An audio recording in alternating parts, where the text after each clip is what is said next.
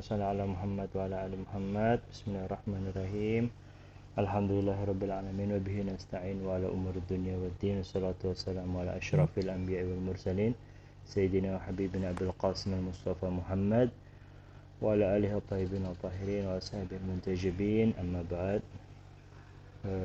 Assalamualaikum warahmatullahi wabarakatuh. Puan-puan, tuan-tuan, cik sekalian yang saya hormati, Ustaz Muhammad Taufik Yahya, Abah, saya hormati semua hadirin peziarah umrah manasik Zoom online ini, Google Meet online ini. InsyaAllah tidak ada jeda untuk meeting kali ini. Kita, there is no pause, there is no stop also. We will think insyaAllah by 2 hours ahead we will have full guidance, full manasik dari Ustaz Muhammad Taufik, dari yang sudah kita kasih PDF dari doa, niat dan umrah yang nanti akan bisa kita jelaskan one by one oleh Ustaz Muhammad Taufik. Sebelum itu, kemarin yang sudah Hadi kirimkan, kita punya itinerary. Is there any questions atau ada hal-hal yang ingin mungkin puan-puan cik-cik sekalian tanyakan terkait kita punya itinerary, last itinerary? Boleh tanya, boleh juga. Nanti kita insyaallah Hadi, Abah and Indonesian group in about 4 orang kita akan masuk Singapore itu in 2:30 PM 26 Oktober. Jadi kita landing itu 26 Oktober, kita jam 2:30 PM I think sore. Lepas itu kita langsung check-in hotel, dan langsung kita ziarah Habib Noh kalau sempat. Kalau tidak kita langsung istirahat dulu mungkin. Kita lihat nanti conditional our situation after Habib Noh, apakah bisa langsung ke Al-Hikmah juga tanggal 26. But I think tanggal 27 seperti yang sudah Hadi sampaikan kemarin di grup itu, kita insyaallah by after duhur lah dah ya, insyaallah tanggal 27 kita di Al-Hikmah. Nah itu habis isya, kita pakai habis isya. Habis isya. Ya, malam 27, malam 28. Malam 27, malam 28 kita dapat 2 hari di Al-Hikmah insyaallah. Boleh live kita manasik, boleh juga undang teman-teman, saudara, kerabat juga, yang mudah-mudahan bisa bermanfaat juga untuk kita dan juga untuk saudara keluarga kita insyaallah. Itu saja mungkin. Boleh kalau ada yang mau ditanyakan sedikit terkait itinerary, apabila belum jelas, mungkin not clear yet, sebelum kita masuk dari dampingan dari Ustaz Muhammad Taufik, Abah. Nanti bisa dijelasin pada waktu kita live aja lah. Oh iya, boleh. Oke, nanti akan Hadi jelaskan ulang. Oke, ya. Insyaallah siap. Berarti Abah langsung isi materi, Bah ya. Hadi boleh share yang PDF kemarin kita ini. أعوذ بالله السميع العليم من الشيطان الرجيم. بسم الله الرحمن الرحيم. بسم الله النور. بسم الله نور النور. بسم الله نور على نور. بسم الله الذي هو مدبر الأمور. بسم الله الذي خلق النور من النور. الحمد لله الذي خلق النور من النور وأنزل النور على الطور في كتاب مستور في رق منشور بقدر مقدور على نبي محبور. الحمد لله الذي هو بالعز مذكور بالفخر مشهور وعلى سراء والضراء مشكور. وصلى الله على سيدنا محمد وعلى الطيبين الطاهرين. نحمده ونستعينه ونستغفره ونؤمن به ونتوكل عليه ونعوذ بالله من شرور أنفسنا ومن سيئات أعمالنا. من يهد الله فلا مضل له ومن يضلل فلا هادي له. أشهد أن لا إله إلا الله وحده لا شريك له وأشهد أن سيدنا محمدا عبده ورسوله. اللهم صل على محمد وآل محمد وعجل فرجهم وفرجنا بهم يا كريم. السلام عليكم ورحمة الله وبركاته. Waalaikumsalam warahmatullahi Yufur Rahman rahimakumullah, para tetamu Allah dan tetamu Rasulullah.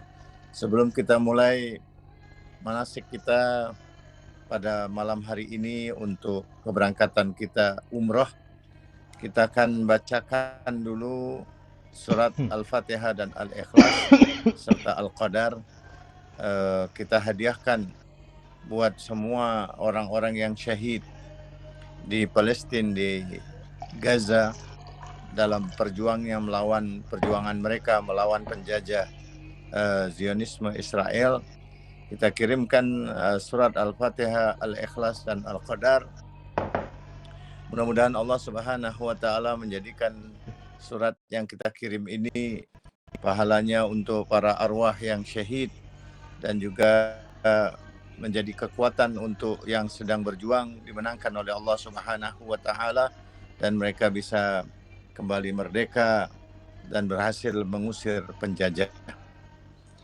Al-Fatihah wal Ikhlas wal Qadar nuhdi thawaba ila hadrati Rasulillah ali tayyibin at-tahirin wal ulama il amilin wal mujahidin fi Palestin amwatihim wa ahyaihim wa amwatana amwatikum. Al-Fatihah.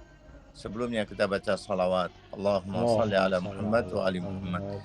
Bismillahirrahmanirrahim. Alhamdulillahirabbil alamin arrahmanir rahim maliki yaumiddin iyyaka na'budu wa iyyaka nasta'in ihdinas siratal mustaqim siratal ladzina an'amta 'alaihim ghairil maghdubi 'alaihim waladdallin. Bismillahirrahmanirrahim. Qul huwallahu ahad Allahus samad lam yalid wa lam yulad walam yakul lahu kufuwan ahad. Bismillahirrahmanirrahim.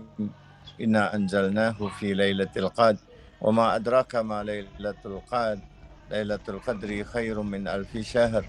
Tanazzalul malaikatu warruhu fiha biizni rabbihim min kulli amr. Salamun hiya hatta matla'il fajr. Sadaqallahul aliyyul azim.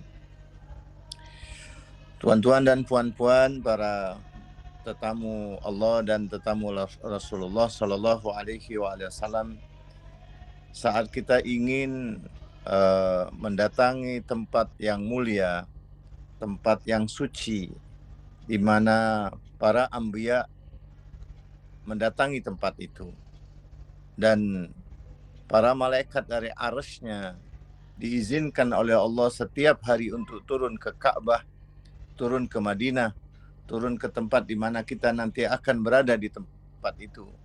Sehingga tempat yang akan kita datangi, umroh itu kita berziarah ke Mekah.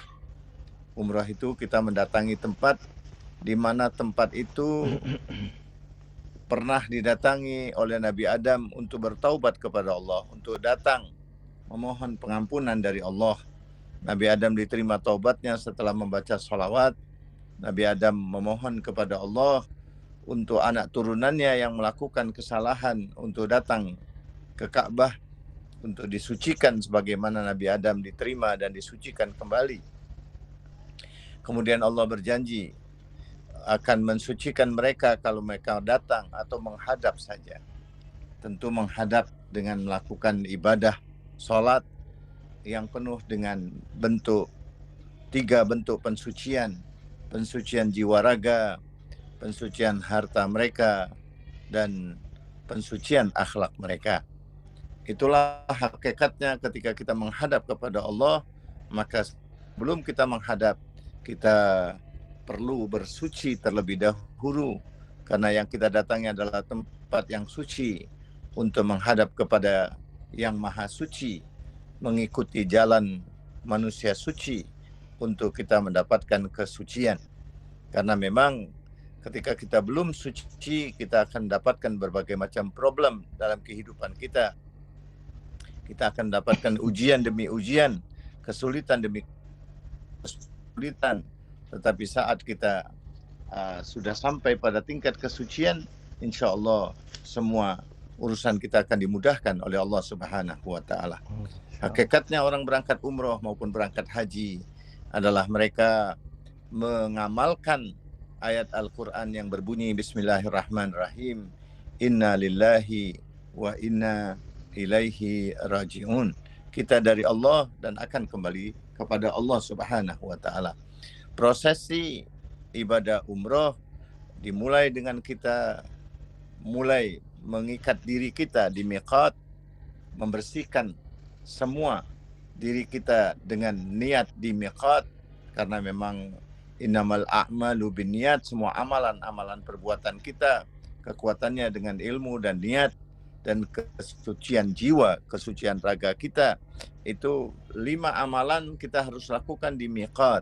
Di miqat itu ada niat-niat di miqat, yaitu niat kita berada di miqat. Nanti miqat itu kita tentukan karena kita akan nazar. Miqat kita adalah Jeddah, karena kita datang ke Jeddah malam dan kita akan langsung melaksanakan ibadah umroh. Dan miqat kita tentukan untuk lillahi alayya an uhrima min Jeddah. Para ulama membolehkan kita untuk bernazar.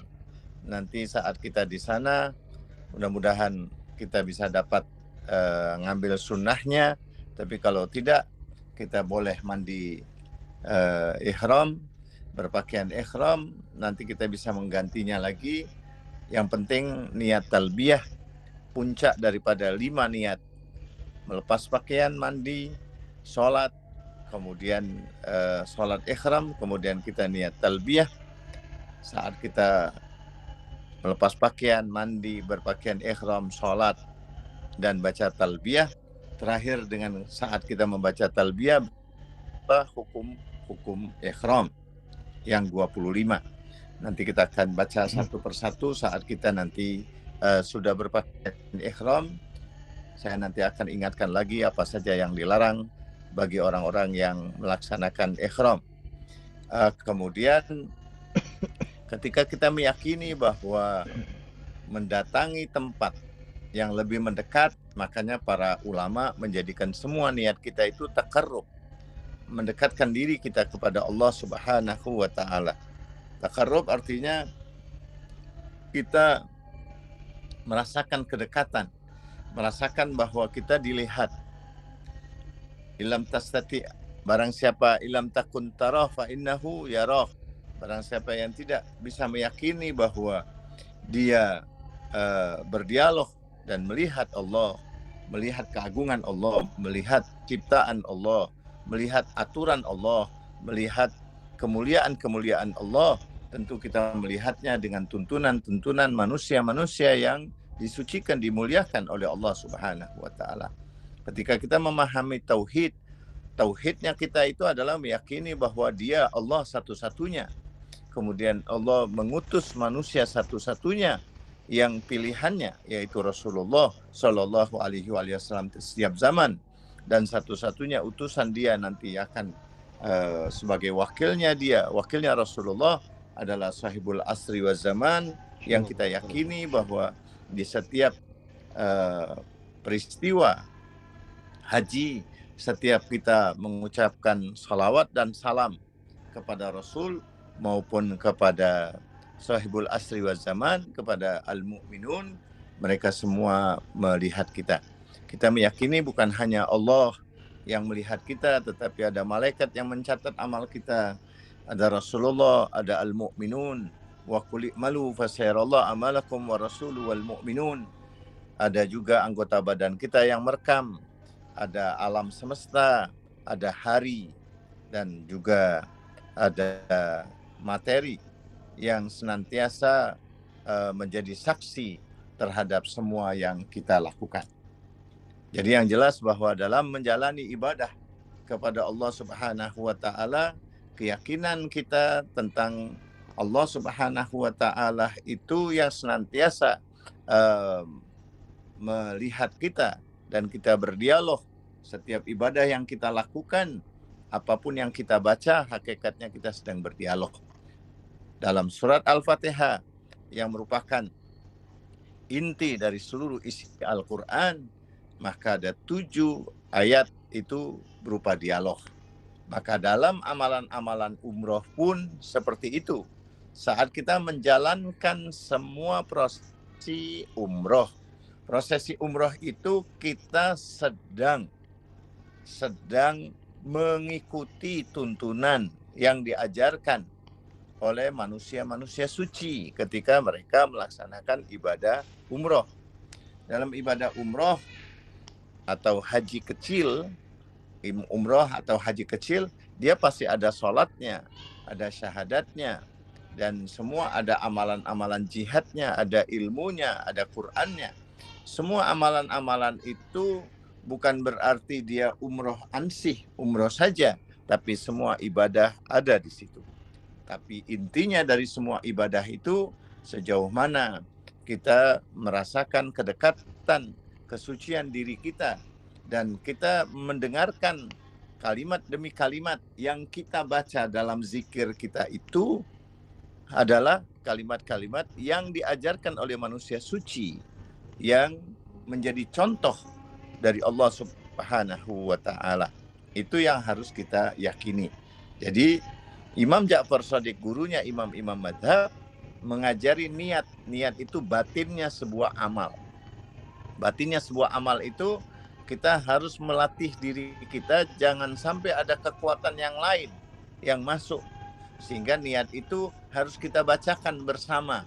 Hamba berniat berangkat umroh dengan mengosongkan hati hamba dari segala urusan duniawi.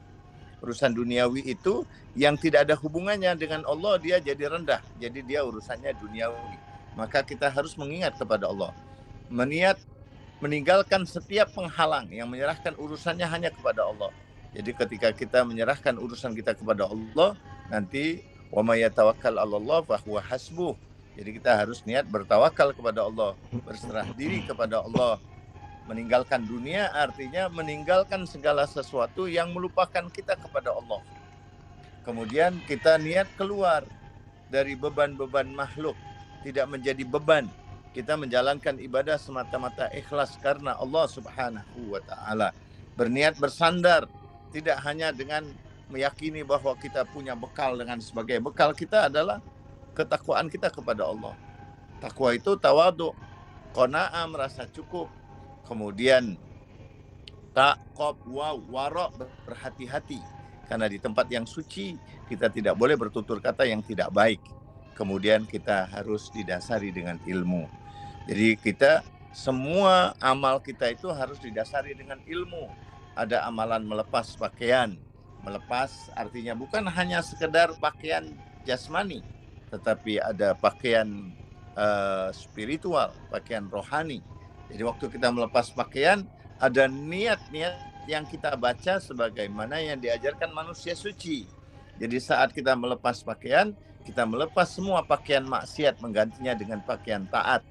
Jadi libasut taqwa dzalikal khair. Artinya kita berniat untuk melepaskan kesombongan. Karena orang berpakaian itu dia bisa sombong. Dan juga meniat untuk mandi. Mandi itu kita ingin membersihkan diri. Mandi secara spiritual artinya kalau kita mandi biasa dengan air, badan kita segar. Tapi kalau kita mandi dengan menyebut asma Allah, sama kita ketika kita berwudu misalnya. Ada berwudu cuma orang yang mencuci muka saja. Tapi kalau dia mencuci muka dengan tuntunan yang diajarkan oleh manusia suci, dia baca Bismillahirrahmanirrahim, maka saat dia mengucapkan Bismillahirrahmanirrahim, air menyentuh tubuhnya, itu seluruh tubuh dia disucikan oleh Allah Subhanahu wa taala dari segala macam perbuatan dosa. Nah, begitu juga saat kita berpakaian ihram. Berpakaian ihram itu kita berpakaian untuk mengganti pakaian-pakaian kesombongan. Berpakaian yang sama, karena banyak orang yang berpakaian dengan berpakaian dia merasa bajunya hebat, pangkatnya hebat, bahannya hebat, tetapi memang sengaja dipasih pakaian-pakaian yang sangat sederhana untuk menghilangkan kesombongan. Saat kita sholat, dalam amalan kita di miqat ada sholat ikhram. Sholat ikhram sunnah, memang tidak wajib, tetapi ada anjuran untuk kita sholat. Jadi seandainya ada 5 amalan itu tidak bisa kita lakukan, cuma talbiyah saja, sudah cukup sih sebenarnya. Tetapi kita ingin melaksanakan 5 amalan di miqat, melepas pakaian, menggantinya, memandi. Kalau enggak ya kita dengan isyarat saja bahwa ini pakaian. Tadinya kita tidak berpakaian, sekarang kita meyakini dengan melepas tadi berpakaian, kita mandi, kita berpakaian ihram, niat, kemudian kita sholat ihram dan talbiyah. Talbiyah itu mengucapkan kalimat sebagai menjawab panggilan labbaik Allahumma labbaik labbaik la syarika laka labbaik innal hamda. Saat kita mengucapkan labbaik, maka saat itulah sama seperti kita sholat mengangkat tangan takbiratul ihram. Saat itulah berlaku larangan-larangan.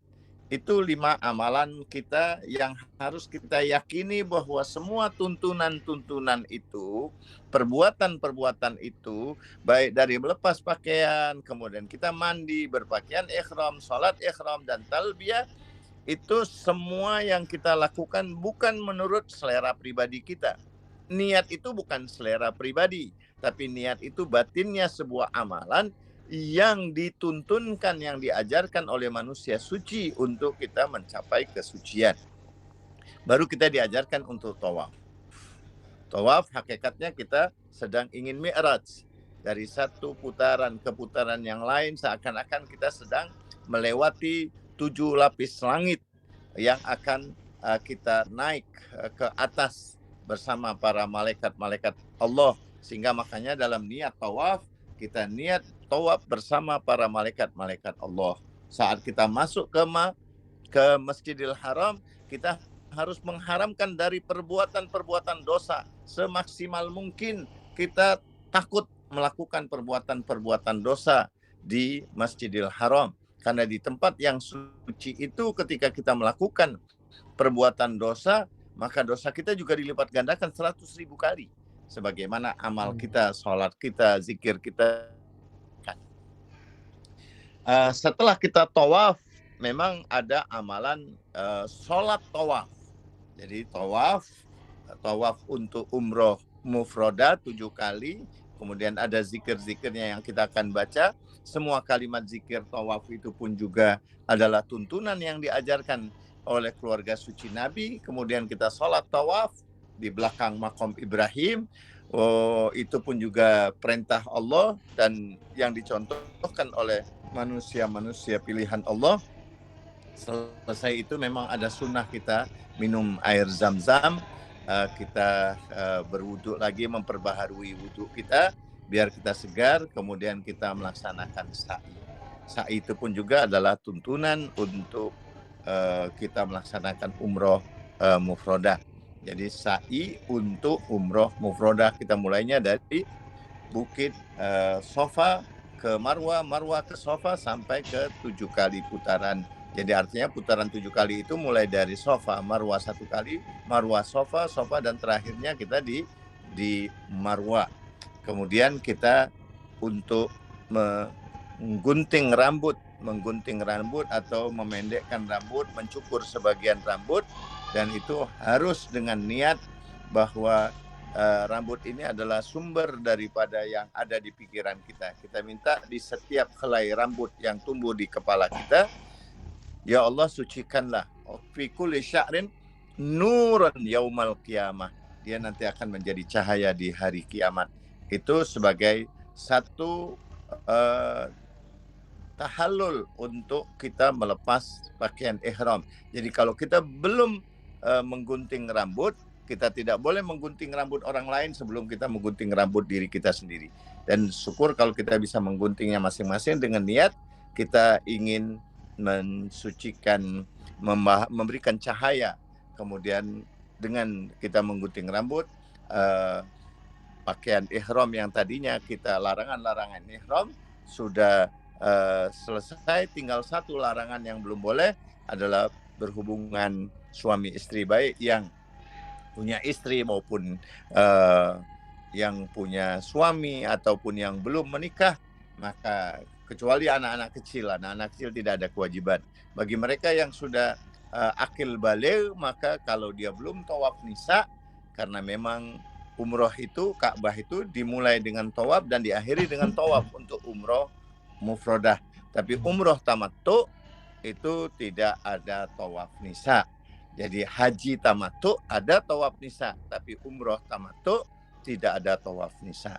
Jadi tawaf nisa itu biasanya kita lakukan tidak langsung, karena kita nanti akan melaksanakan dari jam 1 mungkin sampai subuh. Kita pulang dulu ke hotel, Kalau yang ada yang kuat mau jalanin sendiri tinggal tawaf 7 kali kemudian sholat tawaf, dia selesai. Kalau enggak besok malamnya kita tawaf nisa atau siangnya atau kalau siang tetap harus berpakaian ihram. Jadi mungkin malamnya karena memang untuk tawaf bagi laki-laki sekarang peraturannya dia tetap berpakaian ihram walaupun dalamnya dia boleh pakaian yang lain, karena untuk tawaf nisa tidak harus berpakaian ihram, tapi karena memang di Ka'bah harus berpakaian ihram, jadi kita nggak bisa tawaf di bawah. Nanti takutnya kalau nggak berpakaian ihram, kalau siang hari ya, maupun malam hari juga. Jadi tetap kita nanti kalau untuk tawaf nisa, kalau kita ingin tawafnya memang ada anjuran untuk di sekitar Ka'bah, kita tetap nanti berpakaian ihram malamnya. Kalau kita mau sekalian nanti tahajud, jadi malam yang kedua, malam ke-28 29 dini hari, kemudian malam ke-30-nya kita tawaf nisa, baru 31-nya kita ada umroh yang kedua, malam satunya kita lakukan tawaf wada atau nanti tawaf nisa yang berikutnya. Itu saja dari saya. Ada amalan-amalan ya, setengah jam sudah berbicara.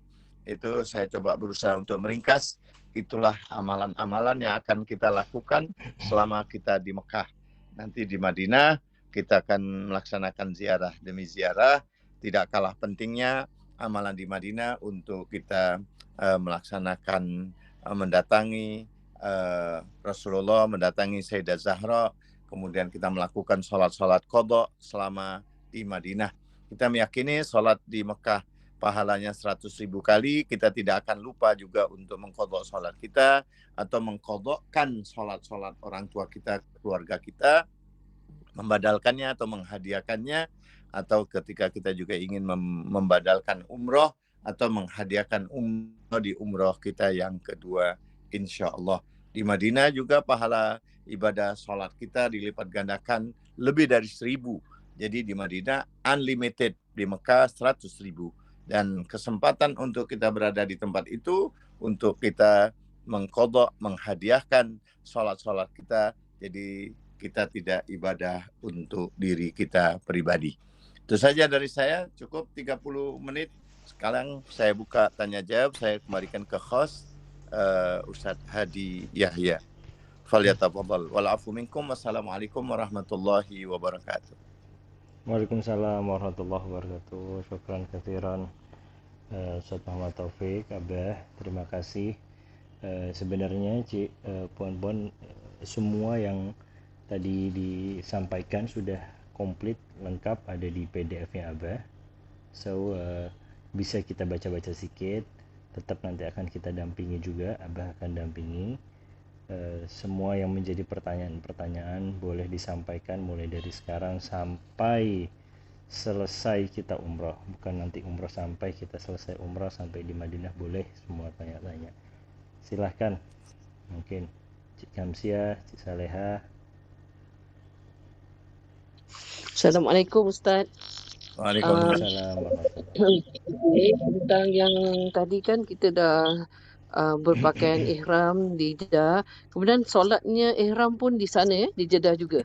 Jeddah. InsyaAllah ada.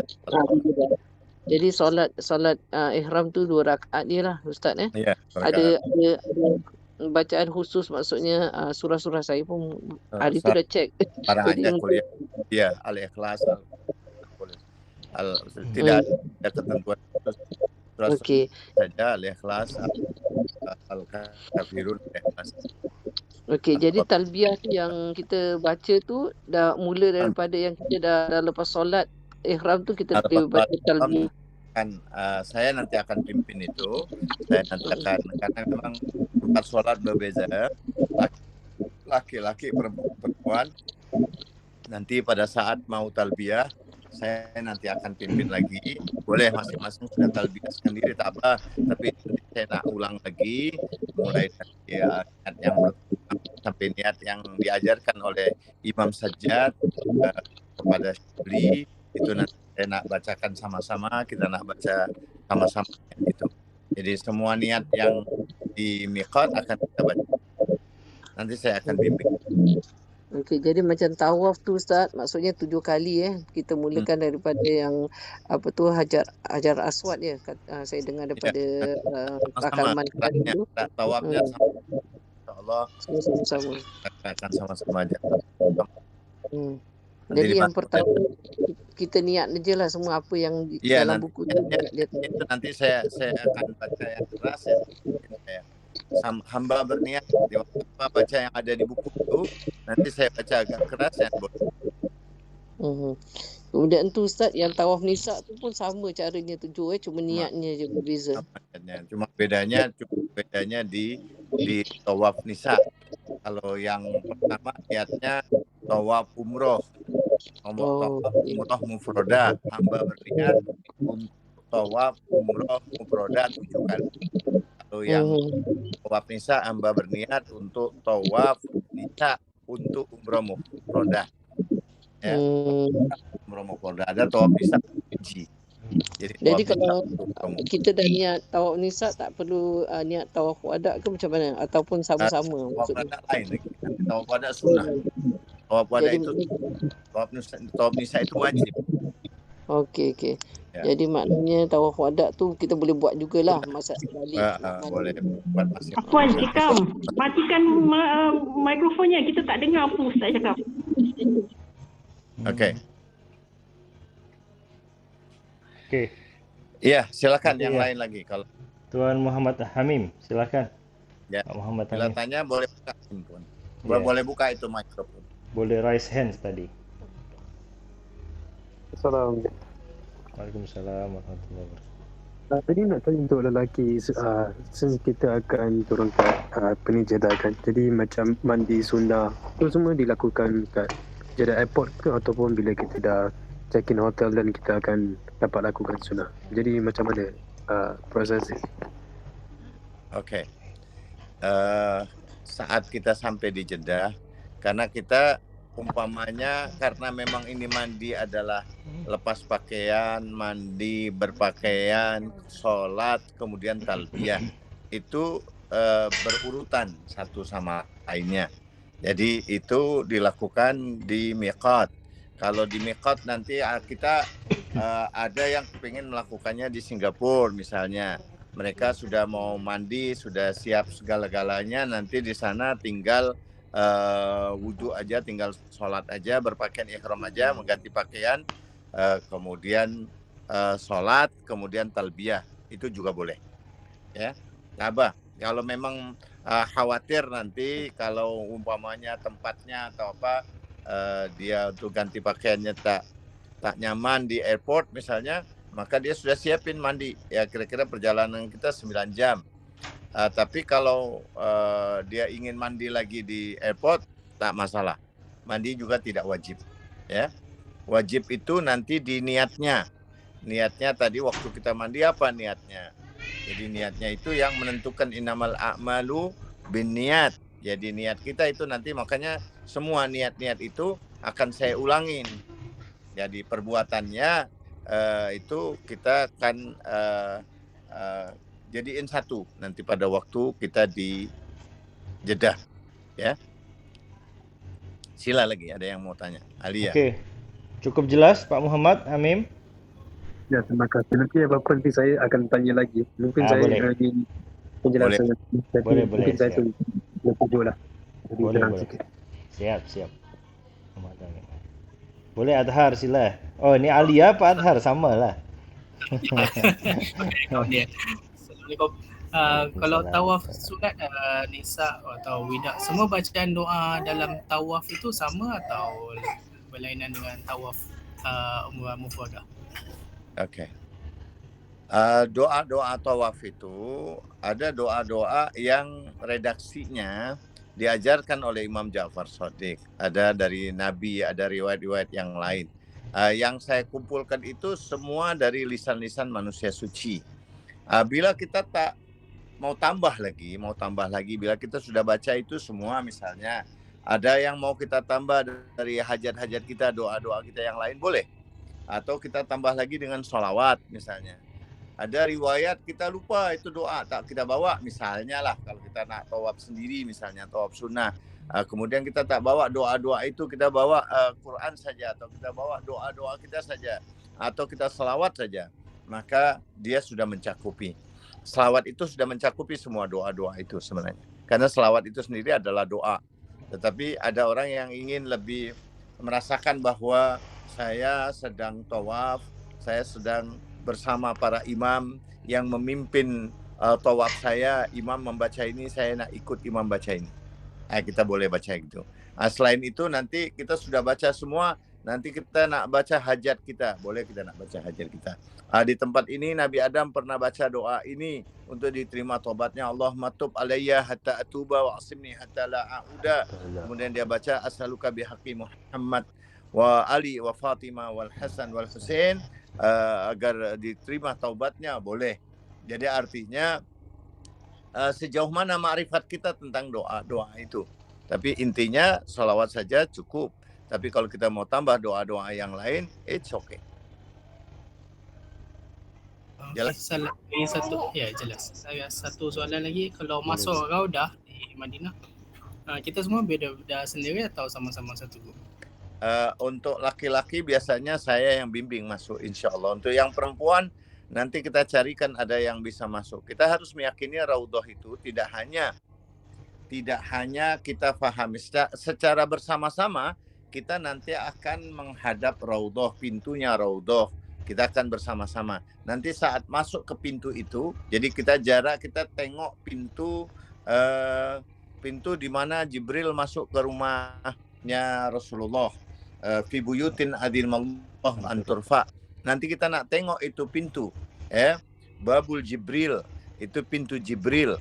Babul Jabrail, pintu Jibril itu kita nak tengok sama-sama. Kita nak baca sama-sama, kita mengucapkan ziarah sama-sama, baik itu ziarah ke Rasulullah maupun ziarah ke Zahra maupun kita ziarah ke A'immatul Baqi.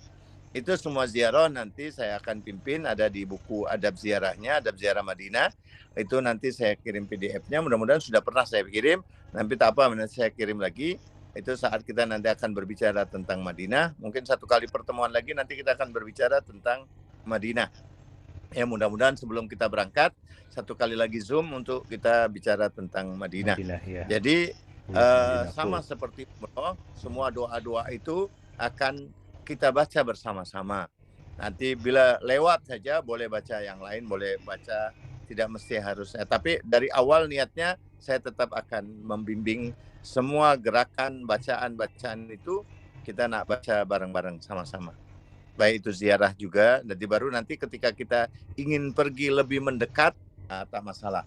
Kita masing-masing, setiap orang punya hajatnya, dan juga pasti nanti kita tidak akan bisa bersama-sama karena tempat tidak memungkinkan kita untuk kumpul bersama.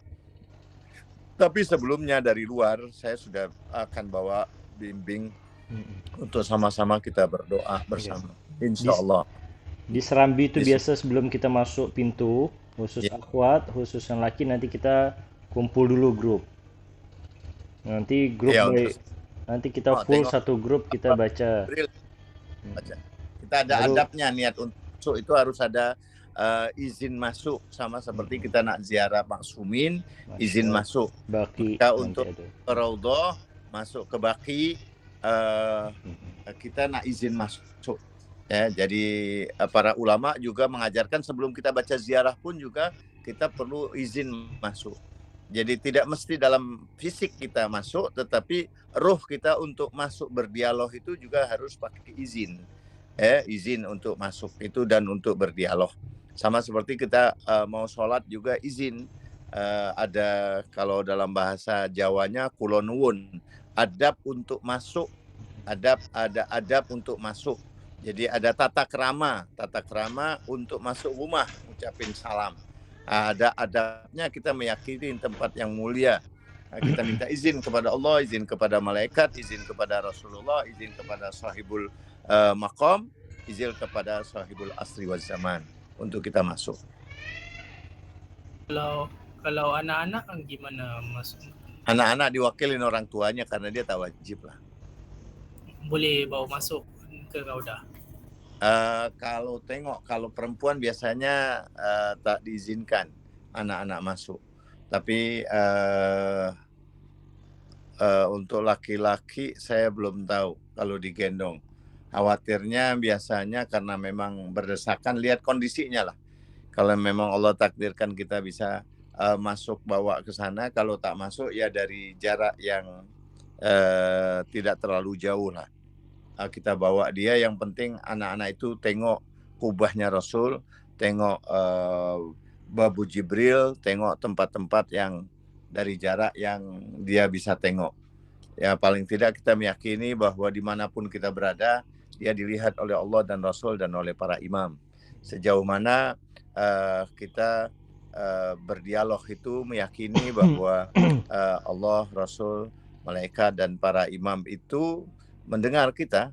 Dan di dalam riwayat katanya di makamnya Rasulullah itu ada malaikat yang menyampaikan satu persatu seorang yang mengucapin salam. Tidak ada satupun salam yang diucapkan kepada Nabi, salawat dan salam, kecuali Nabi tahu dan Nabi menjawab untuk orang itu. Iya. Begitupun juga ketika kita membawa anak kita. Oke, alhamdulillah. Clear enough, brother? Nanti sambil kita constantly asking lah. Ada satu pertanyaan lagi dari Cik Saleha, Bah. Oke, silakan. Ini untuk umrah hadiah kita bisa niat untuk banyak nama. Terus saat tawaf nisa kita harus sebut nama-nama yang kita niat untuk nama-nama tersebut tak? Apakah umrah hadiah itu bisa untuk banyak nama? Lalu umrah tawaf nisanya umrah hadiah tersebut seperti apa? Apakah harus sebut nama-nama semuanya berbarengan?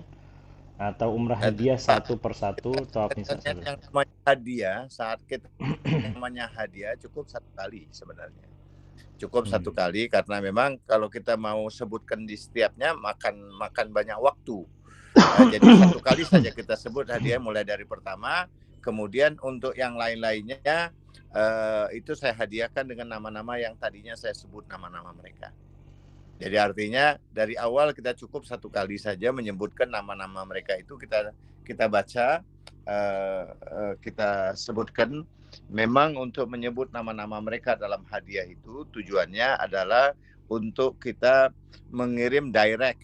Kalau kita ngirim mukminin dan mukminat, muslimin dan muslimat, itu masuknya ke tabung umum. Mereka ngambil sendiri itu. Tapi kalau kita sebut namanya satu-satu, itu nanti masuk langsung ke rekening amal mereka. Jadi artinya kita cukup satu kali, misalnya umroh hadiah untuk sebut namanya si fulan yang kita hafal. Tentu yang kita hafal adalah orang-orang yang banyak jasanya kepada kita, kedua orang tua kita, pasangan hidup kita, anak-anak kita, orang-orang yang mungkin kita merasa melakukan kezaliman kepada dia, kita kirim amal kita, jangan sampai amal kita diambil untuk mereka. Atau orang-orang yang memang harus kita berikan spesial kepada mereka. Jadi itu boleh kita sebut ada beberapa. Jadi tentu tidak terlalu banyak. Kalau terlalu banyak kan juga makan waktu kita. Jadi untuk hadiah kira-kira yang sisanya boleh kita untuk orang yang titip, namanya yang saya lupa, mungkin saya Allah tidak pernah lupa, dan kita ingin ya Allah, man ausoni bidu'a wa ziyarah, yang pernah nitip tapi saya lupa, tapi engkau tidak pernah lupa ya Allah, siapapun yang pernah menitip doa untuk disampaikan, untuk dihadiahkan, sampai saya hadiahkan amalan ini untuk mereka. Jadi satu kali sebenarnya sudah cukup, tidak mesti harus di setiap amalan itu disebut nama mereka. Cuma satu kali, kemudian kita waktu di amalan berikutnya, di tawaf nisa, atau waktu sa'i, atau waktu tahallul, atau waktu amalan-amalan sholat tawaf atau tawaf, itu kita niatkan bahwa semua amalan tawaf, sholat tawaf, sa'i, tahallul, dan tawaf nisa ini adalah saya hadiahkan sebagaimana dari awal yang tadi saya sebutkan nama-nama mereka. Ini saya mewakili mereka semua, dan juga mewakili orang-orang yang titip, mungkin saya lupa, saja hadiahkan pada mukminin dan mukminat, muslimin dan muslimat, adalah ahya minhum wal amwat. Boleh kita, dan Allah Maha mendengar dan Maha tahu. Allah itu lebih tahu sirran wa alaniyah. Apapun yang kita sembunyikan dia tahu. Jadi dalam doa-doa sa'i nanti kita mohon, ya Allah, saya mohon ampun dari amalan yang saya lakukan, baik yang saya sengaja maupun yang tidak sengaja, yang saya tahu maupun yang kadang-kadang saya tidak tahu melakukan itu kesalahan, tetapi saya mohon ampunan-Mu ya Allah. Nanti ada beberapa doa-doa yang diajarkan oleh para imam waktu kita sa'i. Nanti saya juga boleh bantu untuk jelaskan tafsir daripada doa-doa itu. Banyak orang yang baca doa cuma hanya sekedar baca, tapi belum sampai kepada hakikat dan tafsir dari doa-doa yang dia baca. Insya Allah nanti kita akan kaji pelan-pelan waktu kita sa'i, waktu kita tawaf. Sebenarnya kita sedang baca apa yang kita minta. Selain itu nanti kita punya permintaan yang lain, boleh kita minta di tempat-tempat yang mustajab itu. Insya Allah. Terima kasih. Ada lagi yang lain? Bu Paini, Cik Saleha udah tadi ya. Clear enough ya Cik Saleha.